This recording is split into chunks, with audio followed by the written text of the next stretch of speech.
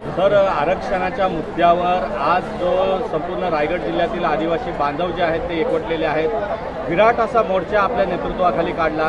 काय नेमक्या मागण्या आहेत?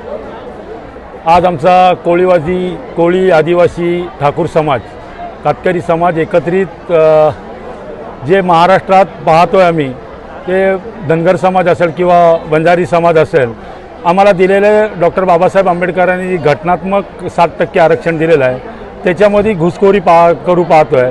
यासाठी आज आमचा सर्व आदिवासी बांधव आणि सर्वच कोळी समाज किंवा ठाकूर समाज एकत्रित रस्त्यावरती उतरलेला आहे. भविष्याच्या काळात आपल्या आंदोलनाची रणनीती काय असणार आहे? आज आम्ही कलेक्टर साहेबांना निवेदन दिलेलं आहे, कारण पूर्ण महाराष्ट्राची परिस्थिती पाहत असताना कुठेतरी राजकीय लोकांनी आपली पोळी बांधण्यासाठी जर त्यांना दुजोरा देत असतील आणि जर तशा पद्धतीने जर केंद्र सरकार किंवा राज्य सरकार आम्हाला दिलेलं जे आरक्षण आहे त्याच्यामध्ये जर कोणाला जर घुसखोरी करून पाहत असेल, तर आज आम्ही कलेक्टर साहेबांना निवेदन दिलेलं आहे.